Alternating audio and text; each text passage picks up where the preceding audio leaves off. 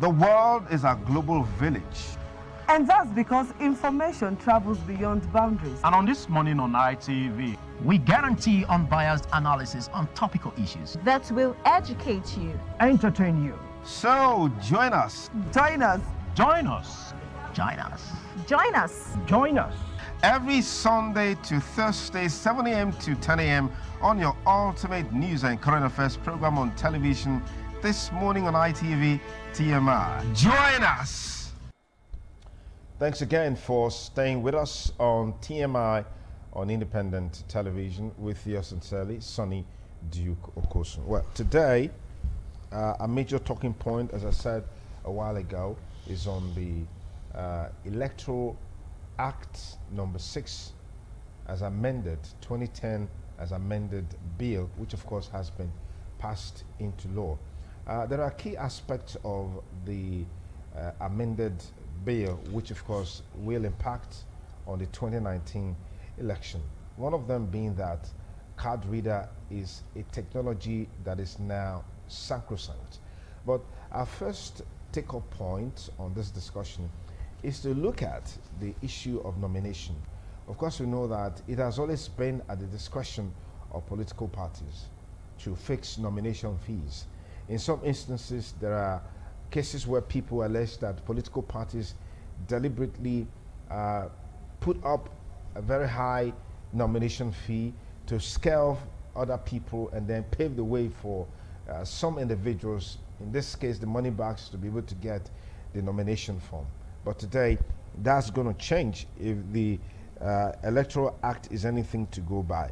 Now, the beautiful thing is that right from the ward level, you see how this Electoral Act has been reviewed, particularly as it relates to parties fixing nomination fees, which means political parties can no longer impose arbitrary nomination fees on political aspirants.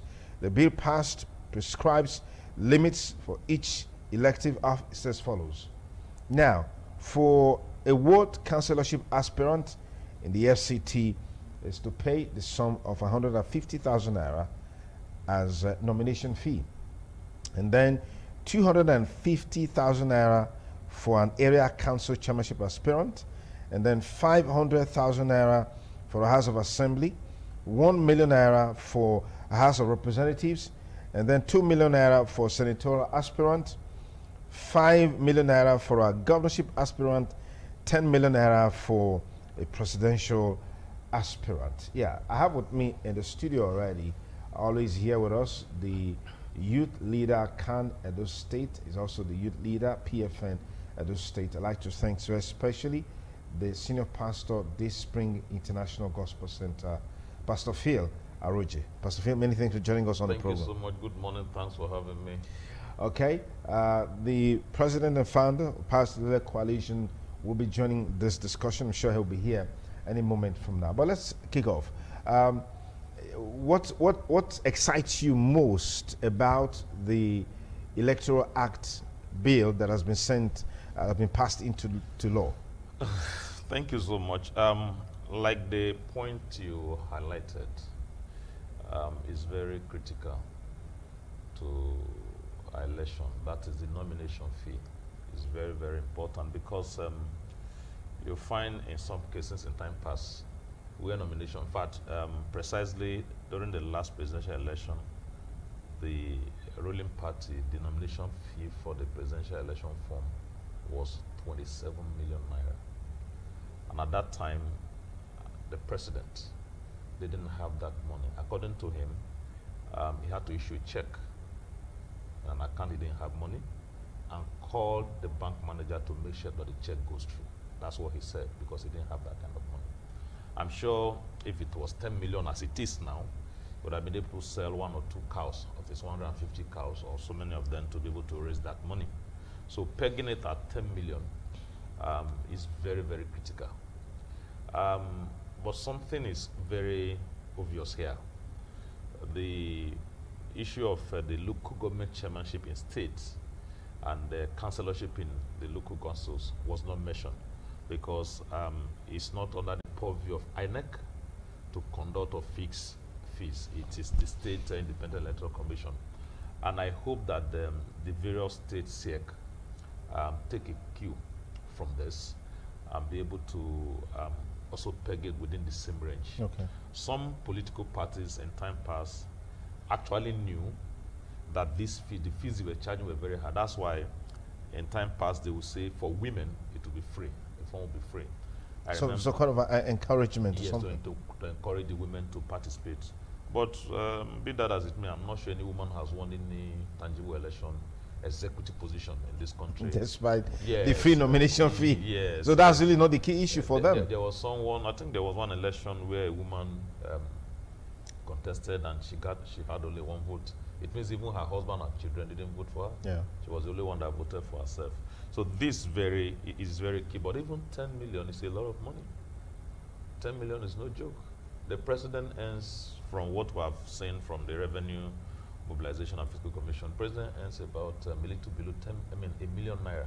Monthly. Yes, monthly. About naira 80-something-thousand. It means that he would need 10 months to be able to gather 10 million, even as a president. There is no individual that earns a million naira within government circle. So it will be difficult to gather that. It's still on the high side. But that's what politics have become in Nigeria. It's one of the most expensive games in this nation, and even almost the most expensive in the world. So it's a very vital thing that it has been reduced. At least 10 million away from 27 million. That's 17 million. And that can start off your campaign. Absolutely. Yeah, that can rent one or two party offices, campaign offices here and there during the campaign. So it's very key. If you look at that of the House of Rep, 1 million naira. I think House of Rep paid some states. They paid, in the last time past, some parties charge as much as 10, 15 million, even the Senate. So that's also very vital. For governorship aspirant, 5 million naira. But my challenge with this is that these amendments are made based on what is happening around. And we keep juggling it. If you look at this, it's 17 points, 17 amendments that were highlighted here. I saw where it was mentioned that the issue of certificates, non-payment of tax will no longer be an issue after election. Yeah. That's a direct reference to the case of Ekpiazu in Abia State. Okay. You also see the point where if a candidate dies within an election when the results have not been announced, that's a direct reference to Kogi State. Yes. And I think it was a very, what happened in Kogi State is not something that we should be proud about. Because the people in Kogi State today, I know that they watch you. The people who live in Kogi State, many of them, especially the civil servants, are not even happy that they didn't have the input into the man who is their governor today. On the 16th of this month, that's about a few days ago, a civil servant, a director, level 16 civil servant in Kogi State, committed suicide because he wasn't able to pay hospital bill for the wife who delivered triplet after 17 years of marriage because he was owed 11 months salary. And the Kogi State government issued a statement yesterday night, which was published this morning. The defense they have was that the man fortified his age. That's why he didn't pay him salary. Why not sack him? Why not try him? Why not dismiss him? Why not retire him? If a man is worked for you for 11 months and you didn't pay him, and the man went to the point of committing suicide, which of course was not even good in itself, then something is wrong. In Kogi State today, people are owed between 2 months and 21 months. I'm sure if the people who are there actually had input in the process of electing the person who is the governor today, they wouldn't have done it. So that's amendment to the effect that, look, if a candidate dies, we're not going to pick the next person. We're going to give the political party whose candidate have died 14 days to nominate another person, and then the political party will have to, the INEC will now have to conduct the election within 21 days. That is very, very critical. The other aspect of the amendment is the issue of INEC officials transmitting results directly to whichever portal electronically. Yes, I don't know how that one will work in this country. I don't know how it's going to work because our technology is not yet advanced. There are still some communities and some villages, as you travel and as you visit them as a missionary that I am, go to some places, there are no networks. Even within Edo State here. I was in a place in Uhud there. I was traveling and there was traffic jam about 3 weeks ago, somewhere in the heart of Uhud there. We were on one spot for 3 weeks, for 3 hours, and there was no network on MTN, Electoral, and then Glo. I had those 3 lines. There was no network. 3 hours on one spot. So how do you transmit results? If election to be conducted. Yes. How do you transmit result? He said that you have to transmit from the polling unit. How do you transmit result from there? Except they are going to bring Turaya or they are going to import other technologies to do that. If you just join us, it's still TMI Monday. Of course, we're looking at the recently amended Electoral Act bill, which of course has been signed into law by the Senate, where about 17 amendments were actually highlighted. Of course, I read a couple of them to you, but I've got Pius Alile joining us now for this discussion. Many thanks for coming, Pius Alile. You've run through the amended Electoral Act. What excites you most about it? Honestly speaking, I think it's a very good amendment. It creates some sanity into the system, and that is what we have been saying. As far as I'm concerned, the National Assembly, our present National Assembly, they are doing their best to sanitize the political system. And what you find is that they are gradually widening up the political space. Okay. And basically, what particularly interests me is this area of transmitting electoral data from the polling units to the collation centers. I understand that there might be issues with that, but that shouldn't undermine the manual aspect of it as well. We can also continue with the manual transmission that we are used to. But the electronic one is also another way of enhancing accountability and transparency in the system. The only issue I have basically is the issue of the fee, the cost of because we must.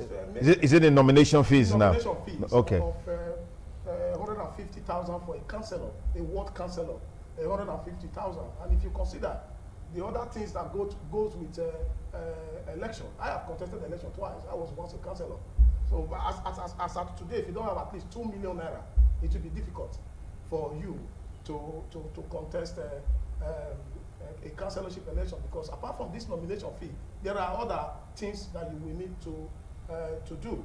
So I think for a fresh graduate, for a young graduate who is just coming out of school, who want to be part of the political process, or probably who have worked for about 5 years as a civil servant on level 7, and you expect him to come and cough out such amount of money, even as a councillor, it's difficult because they have other commitments to do. House of Rep, 1 million naira. I'm contesting House of Rep in 2009. We're not aware of that. This is not the focus of this discussion. Yes, try and stay on course. Yeah. Yes, I'm still doing that. Probably. I still feel that because I'm part of the stakeholders, I still feel that is too high. Basically, because as it affects me, so also it affects others who want to also contest election as well. Senate, 2 million. It's a lot. So in other words, governorship 5 million. So in other words, if you don't have a 5 million naira, even when you are qualified, I mean, if you qualify, you still cannot contest election. So I have issues with the nomination fee. I think that is still too high, and that should bring down. But this is a lot better from where we are coming from. Oh, absolutely. Okay. There is no doubt about that. Okay. And considering my brother have just highlighted all the issues that we had, and it's a response, it's a direct response to all the issues. But that is why the society is dynamic. Law should also be dynamic. So I commend the Senate for what they are doing. Even the constitutional, the amendment that they are doing here and there is good. It's in response to the dynamics in politics.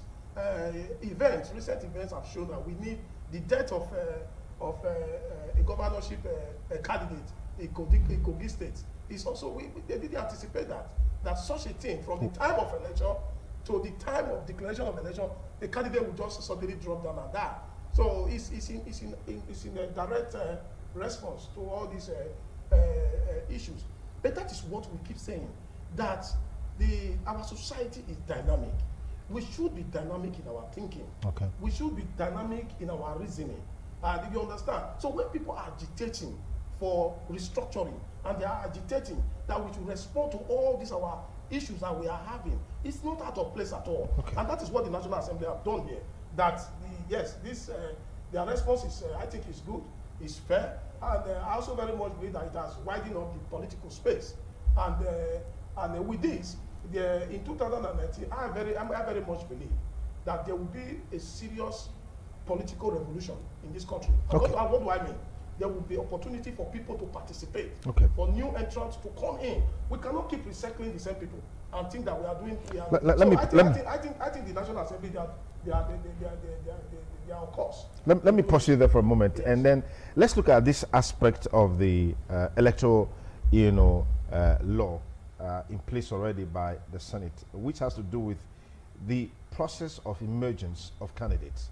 The law says that all members of political parties are now eligible to determine the ad hoc delegates to elect candidates or parties in indirect primaries. Yes. The capacity of party executives to unduly influence or rig party primaries has been reasonably curtailed, if not totally removed. How do you think this can impact? I'll come back to you just a minute. Pastor Phil, how will this improve the quality of candidates emerging? Yeah.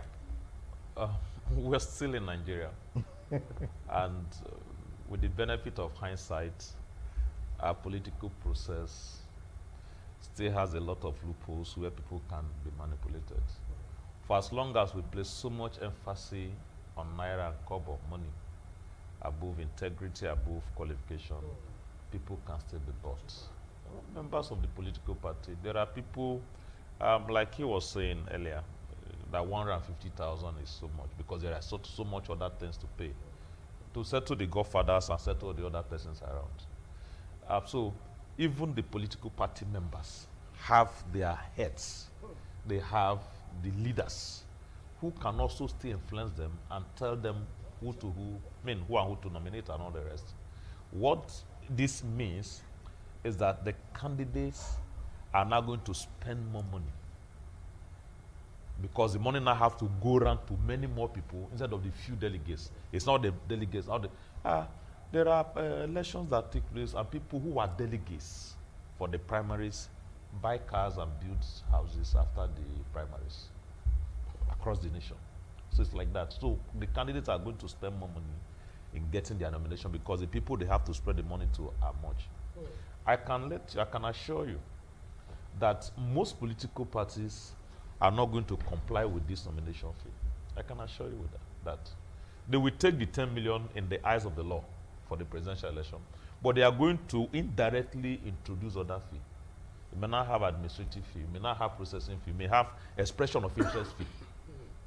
All of those in this country, all of those can happen. So you can't weaken, for as long as it's Nigerian political space, you can't weaken the power of the godfather by saying, oh, all the political party members, because the godfathers are the ones who own the party. They will still decide from their bedroom who should go and who should not go. So the candidate will be the one to pay more. That's what I'm anticipating from this. But however, the Senate has done what they are supposed to do. It is left for the interpreters of the law to go ahead and interpret it appropriately. But Nigerians should know that the worst form of corruption is electoral corruption. If we don't follow the electoral law strictly, we're going to always have problems. Like the vice president mentioned just before the weekend in the function he attended, he said Nigeria's problem is not about planning, but it's about implementation. We have all of these laws. It's about implementation. I think we have even had so much amendment. I was thinking this morning, why not discuss this whole law? Let's write a fresh one. Instead of amending. Discuss it, write a fresh one so we can make progress. That's my take on that. Okay, Pastor Lile, It is the practicality. First of all, before you say all the party members, must have a say in the delegates. It's the practicality. First of all, the party must have a very clear data of the party membership, either electronically or otherwise in any way. So, and record keeping is an issue in this country, honestly. Sure. So it's the practicality. Even if we want to comply, if the parties want to comply, first of all, let us. If the parties, if they are even aware, if they even know the number, because people move from one party to another job, because a lot of these parties don't have records. Today, this one will say I'm in APC. The other guy will say I'm in PDP. They move from one party to another, especially our people. So they go about. So these are some of the things. So until as a party, you have a very comprehensive data records of your party members, if possible, electronically, then that will be possible. So it will be difficult to influence. We are aware of instances where even as a member of committee for selecting candidates, your name is there. They said, oh, all what secretary, all what chairman, all what this and all what that. A day to. But by the time they found out, oh, the leaders found out one person is there that we don't think that this group of people will vote for us. Before you know what they change the delegate list. They change the delegate overnight, 24 hours. Sometimes you even go there preparing to vote. On getting there, your name is no longer there. So all this type of behavior, I think it's in response to that. That is why this amendment is coming into force. Yes, because the party leaders change the names of candidates arbitrarily, or the names of delegates, the names of delegates arbitrarily. So it's in response to that. It is a good one, but the major problem is the practicality, and that comes with the knowing the membership and knowing who they are, having their data, having their records. So that will be possible. So, but as a presently constituting our various parties, yeah, I don't think it's practical. Yes, yeah, so some have also talked about the cost of conducting such a primary, yes, involving all members of the political party. Yes. Yeah. Is that what the point you wanted to raise? No. The point I want to raise is that 12 years ago, 2005 precisely, the ruling party then, PDP, made the mistake in this state that they have not recovered from. That was the beginning of the downfall of the PDP. They decided to have a new register for party members. And then they deregistered even the then governor, Chief Lucky Nusara Ignedo, who was the governor of the state. The leader of the party was deregistered. Most of his followers and supporters, including the former SSG, Pastor Sagi Zayamu, was deregistered as SSG and a couple of others. That led to the forming of a group called the Grace Group. And the motto was, Grace Group, no man is God. Because some people were trying to play God in the PDP at that time. No man is God. That eventually what led to the formation of the AC in Edo State. And then the former governor, Comrade Adams Oshimole, came and ran under that platform from the Grace Group platform of Pastor Sagi Zayamu. And eventually, this is where PDP lost the election in Edo State in 2007. Though the INEC then gave it to them, but in 2008, the court was upturned. That's PDP have not recovered from that. As I speak to you today, PDP has still not learned lesson from that. The changing of delegate lists is still happening. Even as they prepare now for their national convention, they are still having all of this. This is not peculiar to PDP. You said so a while ago. I'm just mentioning that now. Okay. At least I know that history from 2005. Okay.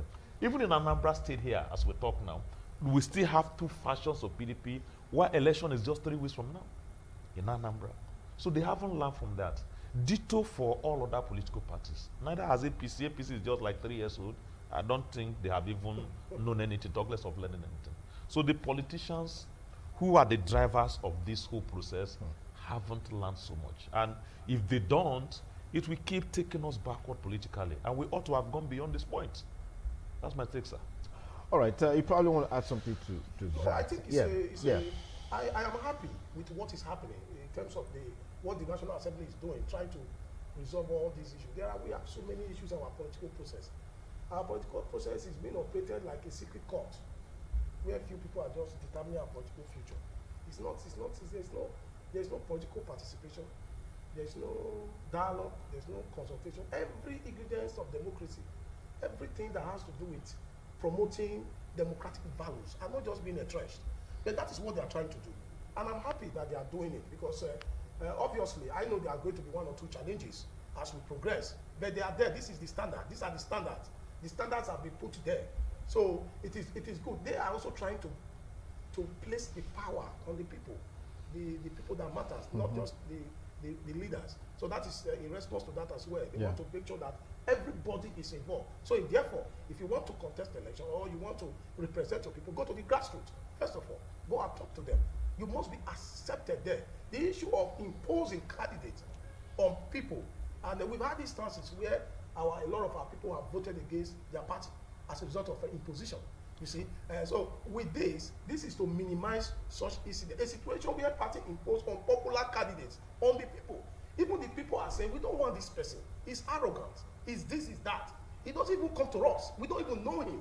You see, a situation you want to elect, you are bringing people that don't even know. He has not identified with us. We don't know him. Don't impose him. You know, leaders say, we just go ahead and impose this person back. And before you know it, the people they will begin to work against their party.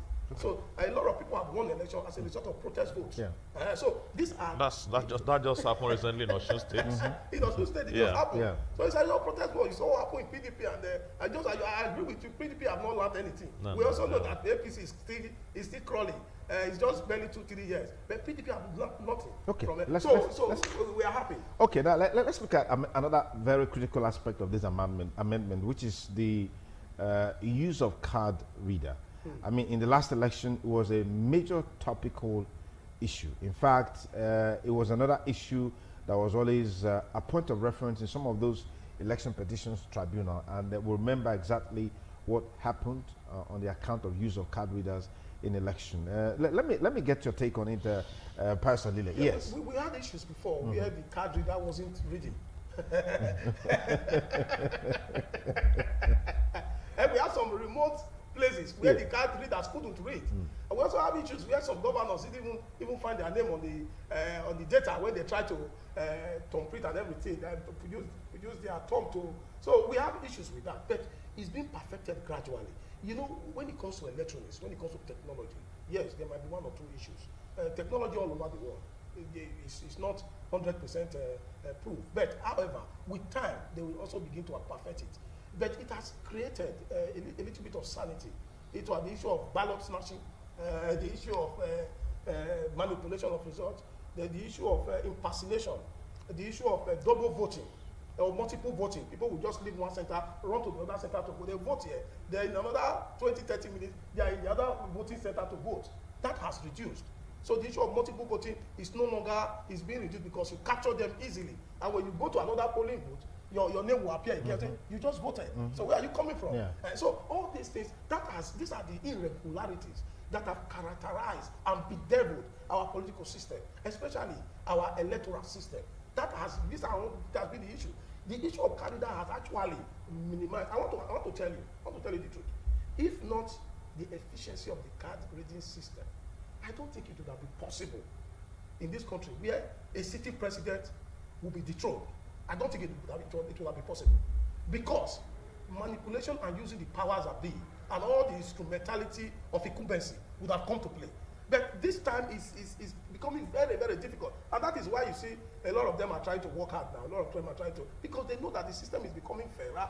The system is becoming difficult to use incumbency factor to win election. And I can guarantee you, I very much believe that they should keep using it, keep looking at it, addressing the issues that come as they come, and then gradually is going to bring sanity into our electoral process. Pastor Phil, you have contrary views on the use of card readers? Not directly contrary, but my fear is this: we run a nation. We're in a nation that runs dual set of laws, two kind of laws for different parts of the country.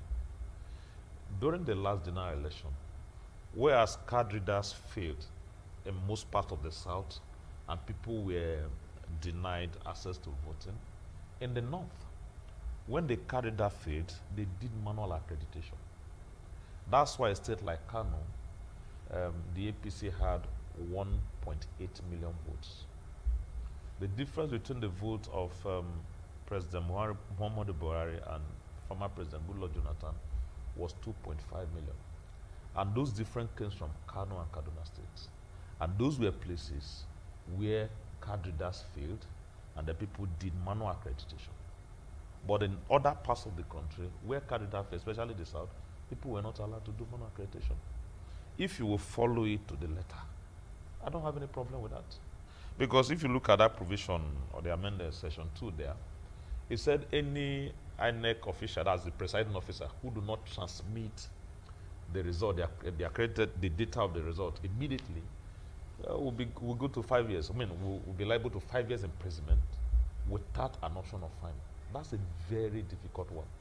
That's a very strong one because, like I mentioned earlier, what of where the technology fails? You send a man to prison due to no fault of his? That's my challenge.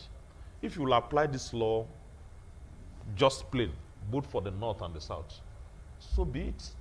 But if you now have preference for one part of the country above the other, we'll have problem.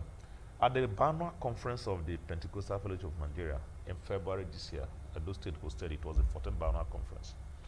At the end of the conference, it was decided, it's a public document, that all Christians should not just vote or just register to vote. We should indeed go and register to become members of political party so that we can determine ab initio who becomes the candidate. Because if we are not part of the process that determines, that chooses up the candidate, eventually it's what the politicians bring that we can do. So as the leader of the UWICAN, the chairman of the UWICAN, youth wing of CAN in Edo State and the PFN, I intend that we are going to aggressively ensure that Christians in Edo State, especially Christian youth, because most of the people who vote, they are youths, especially Christian youth, participate in the process from beginning to the end. In fact, we may dismember you if you are a Christian youth and you don't have a voter's card in Edo State. That's part of what we intend to do. So that this whole process, we can drive it up. The governors of the southern states are meeting today in Lagos, the first time in 12 years. We need to begin to rethink so that the whole law, we can apply it. You know, in the law book of this nation, in the southern part, we have the criminal code. In the northern part, we have the penal code. I don't understand when we have the same nation and then we have different kinds of laws. How am I sure that this INEC Senate amendment to the Electoral Act 2010, as amended 2007, won't follow the same process?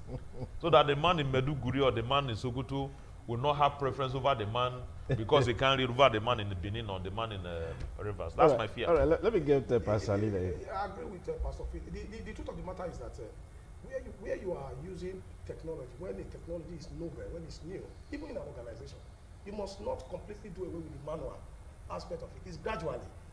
My own take is that the manual accreditation or the manual process that they have in place should always be there. Because at the end of the day, if you say you want to use electronics full-blown on the electoral system, there will be problem. There will be problem. Because technology, we know how it is. It's not 100% reliable. So we must use the manual system side by side, step by step, along, and correct all the issues that might arise from the technology. So that is my take on that. Okay. Now let's just take it further. When we talk about political parties, of course, it's the platform, the vehicle through which candidates, aspire to position. And these political parties are made up of people. But interestingly, these people really don't have ownership of the party. How can the people take ownership of political party? Is that possible within the context of Nigeria? What needs to be done? Phil?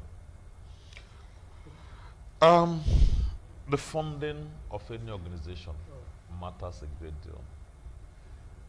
If you don't fund an organization, your stake there will be very limited.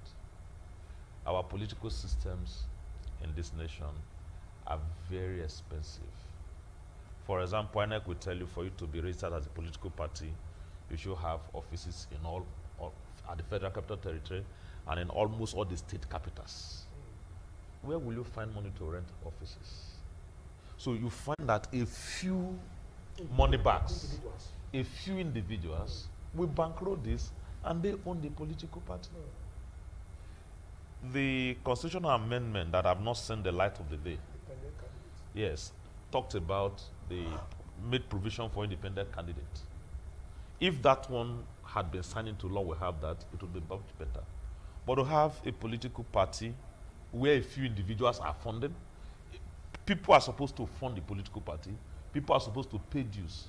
But I can tell you, even in Edo State now, there are members of PDP who are romancing with APC. There are members of APC, because they have not gotten something, they are the one in power in Edo State too. They are the one in power at the federal. Because they have not gotten what they are looking for, they are already talking with the opposition. Yes. So such persons are not contributing to the party. So it's only people in power. When it is the governor or the local government chairman or the senator is the one funding the party, he owns the party, he becomes the leader. So there is, if our people who are members of the party, they are not even coming to hold the man to account to say, you are not following our party manifesto or the ideology of our party. Anytime they come, is what have you brought? Is to collect money. So there is no ideology, there is no bodies who is holding anybody to account. Is how much have you brought? How much can we collect? What have you attracted to us? That's what we're looking at. So if we follow that process and continue with that process, the process of people owning political party and having a say will not be there, because, like they say, he who pays the piper. Yeah, so the people who will have asked questions are the ones that will go there and collect money and go. And once you settle the godfathers, nobody should tell me that there's no godfatherism in politics in Edo State, that we have killed it. In Edo State, we didn't kill it. It's very much alive. Maybe in the more positive sense, but godfatherism cannot die in Nigerian politics. Okay. And so those few godfathers are the ones that will take. Something just happened last week. 17 governors of the APC said they want to remove the party chairman, our own Chief Odigio. Why?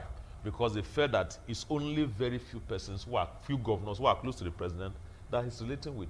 What they're actually saying is, you are not relating with us. Start relating with us, then we'll no longer talk about you. And of course, I know they will find a common ground where we'll start relating with them at whatever level, and that will be done. For as long as the interest of the people is not what we are looking at, it's what we get, what will come to me. The people can own the party. Okay. Yeah, party ownership by the people. It has to do with political orientation. It has to do with enlightenment.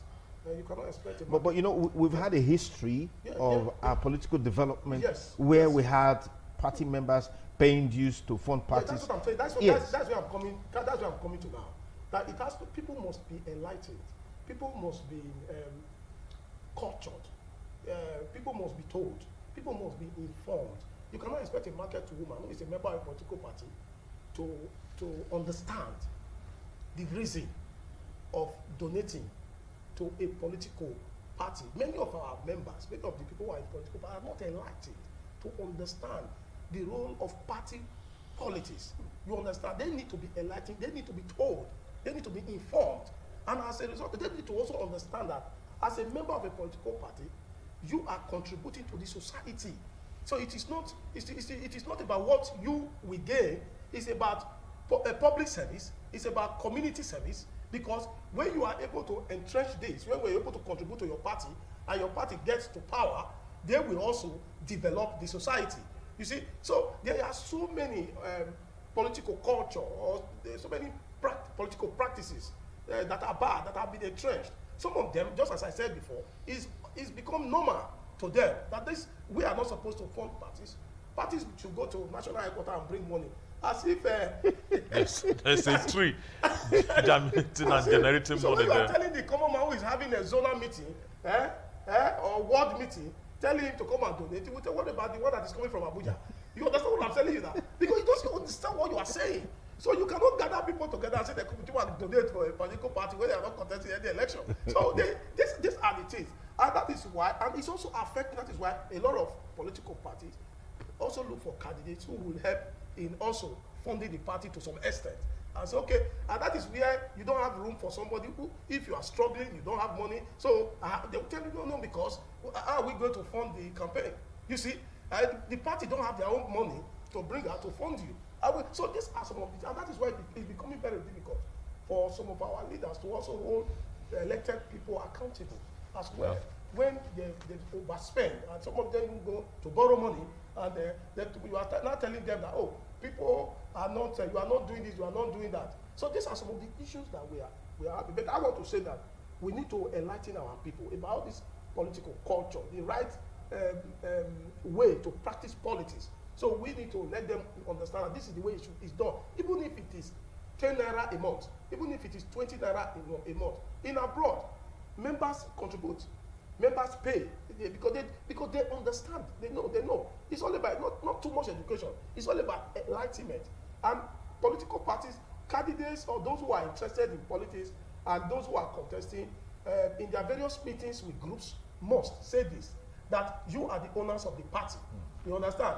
You also contribute to the party. Yes, I will do my best, but also contribute to the party. Own the party. Be part and parcel of the party. Then the decision-making process as well, they also must be involved. Their opinions must also be, you must also seek their opinions. So these are some of the issues. I say it's all about the enlightenment and understanding. Okay. Whose responsibility is it to carry out this enlightenment and education? Last time, my coalition came up with a sensitization program for the state where we went from street to street, went to the market to bring out. So which means individuals, yes, organizations? Yeah, absolutely. Okay. To go out and sensitize people on the need to go and register. A lot of people. But I thought that this should be the primary responsibility of the political parties. Even of INEC, political NGOs. There are NGOs that have political objectives as well. So they need to be doing this as well. INEC needs to be doing. INEC have mobilization and sensitization units in their department. They are supposed to be doing this. Political parties are supposed to be doing it.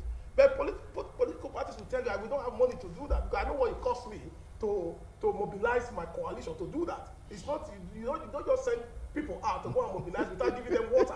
You understand what I'm saying? So it's the cost. Okay. Everything's still better to fund this. Pastor Phil, yeah, the responsibility of this enlightenment and education, political education, yeah. The political parties, like you mentioned, have their responsibility to go after people, to recruit their members, to go on membership drive, and of course, they'll be able to raise funds from these members. The more persons you have, the easier it is for you to raise funds. The INEC has the education department. Yes. We have the National Orientation Agency, yes, that has become moribund in this country because of TSA. So what you find is that most organizations don't work. INEC only functions during election. After election, no other activity there. No.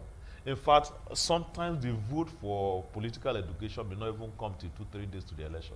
That's what we find. That's what we find in the country. And if we don't change that, we're going to have big problem. For as long as it is the individual, he mentioned that he's contesting an election in 2019. That could be part of the reason why this zeal and this fight to make sure that things are done. Yes. People who don't have political interests may not do that. Even the NGOs that do not have funding from different sources. yes, how would they be able to carry it? Because everything in this country takes money. Like he said, if you send people out, you must buy them water. You must give them transport. If you are giving them vehicle, you must fuel it. Like I said to people, salvation is free, but you have to buy diesel. You must buy Bible, you must buy diesel to power the system. Salvation is free, but you need money to run these things. So when people accuse us in church, why do you ask for money? You just, Christ Embassy in Benin just had a program. I don't know how much it cost, but in my own estimation, I was telling them in church yesterday, it would not have cost less than 1 billion naira for the advert. Because I know for sure that a 20 feet by 10 feet of flex is about 18,000 to print in Benin City. And think of how many feet that went around the King Square. Think of how many feet that went around the Ramat Park. That would have cost so much money. And somebody will come to church and accuse us, why are you asking for money? It's expensive. Yes, Jesus died for us, but he didn't give us physical money to run the thing. So we must get the money to run it. That's what it is. That's why politics is expensive. It is expensive. Even the government, no, this government hasn't helped us enough. He talked about NGO that are politically oriented. Yes. You know there's a bill before the House of Rep that has been dangling. NGO bill. I don't know whether it was on this program I discussed it and all the rest. Yes, And then, National Assembly. yes, that is the House of Rep particularly. Yes. An NGO bill. You want to regulate the funding and the And they activities of NGO that you are not putting money. Yes. How do you go and regulate an organization that you are not funding? Yes. Let me. They tried, I'm coming. They tried earlier to regulate the age limit of pastors. That when you are 70 or when you are still in office for 20 years, you should leave. I said, what's wrong with you? You cannot sack a man you didn't employ. A man can receive a call at the age of 71 from God. You know that you are a believer. God can call someone at 71, like he called Abraham at 75. What do?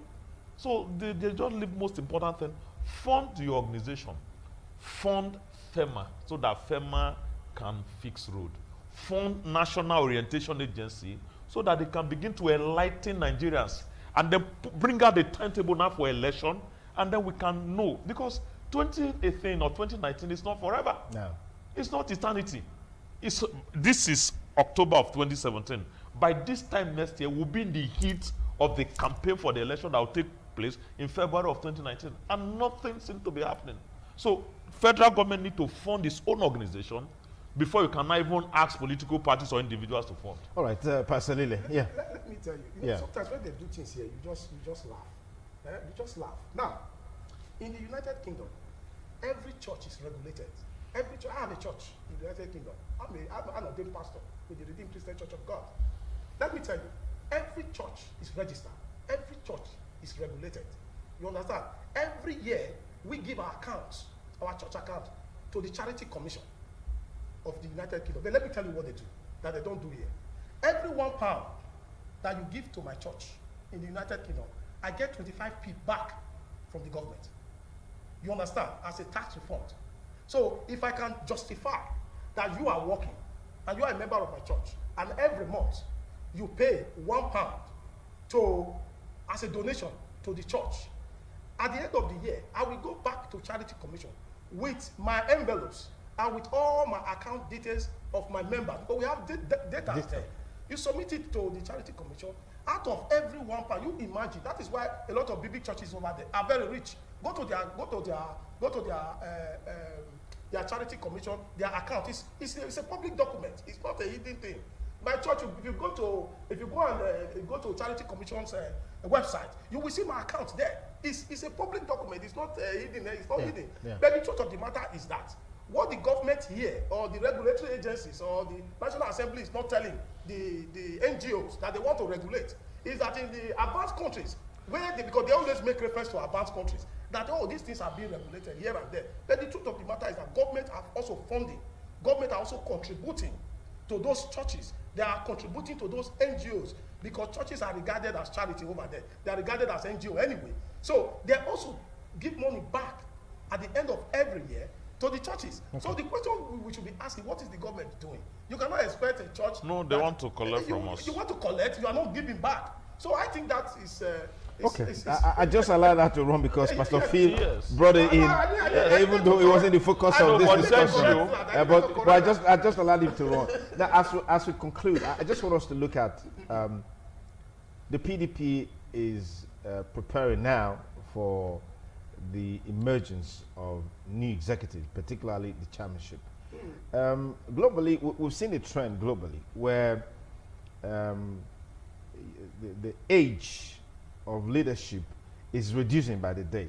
I just saw recently Austria, 31 years old. Yes. Yeah, I mean, you talk about Greece, you talk about France recently, and so what agenda are we setting, or should we set for the PDP in terms of the process first? Yeah, that's very important. Yes. The process first, and then those who are in 1999, I was elected at the age of 24. There was a deliberate, there was a deliberate resolution by various political parties that councillors should not be less than 30, should not be more than 30 of age. So many of us that contested at that time were quite young. Some of us were fresh graduates. Some of us were young. I was 20. I started politics at the age of 22. At the age of 24, I was already a councillor. You understand what I mean? Yeah. So a lot of our young people in 1990, because the political parties, the leadership of various political parties made it as a matter of policy. A policy Okay. to say that, oh yes, let's give this, we don't want all this. A lot of people that contested, a lot of old people, I would call them the advanced people that contested with me, they were just wasting their time because that policy was already there. So a lot of us, even though we never had money, just that we were popular. That was their yardstick, that, oh, he can win election. He doesn't have, he can win election. So that was what happened at that time. But unfortunately, that trend didn't continue. Immediately after 1999, 2002, we started saying so many things. Because people were now saying, look at those small boys. Because what happened? In the time of UNCP and NCP, and that was a Abacha transition, the salary of a councillor then was about 15,000 naira. Then, when Obasanjo came, there was not full-blown democracy from the national level to the world level.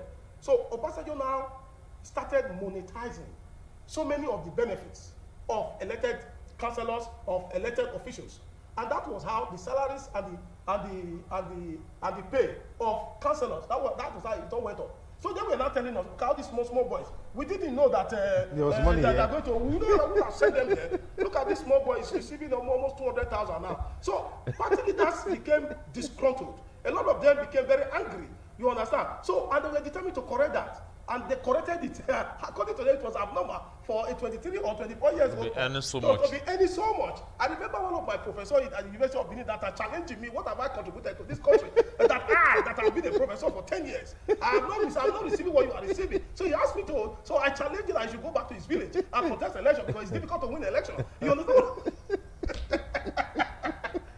So in 2002, that started to change. Yeah. They started to change. And that is what has led to what we are experiencing now. But I want to say that we should look, the youth constitute the majority population of this country.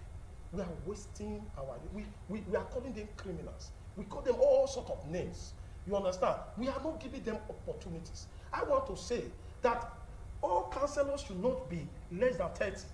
It should not be more than 30 in this present. How do you relate this to the PDP, national chairmanship position, other executive positions coming up by way of election in terms of agenda setting for the party? Yes, absolutely. That's what we are saying. Yeah. They should make it as a matter of policy. They should entrench it. And you understand, so that they can encourage the young ones. A situation where a youth leader is more than 50, you call the person a youth leader, but he's more than 45. Some people have 3 wives and so many children. He's a youth leader. You have well, I have one wife. I'm a youth leader.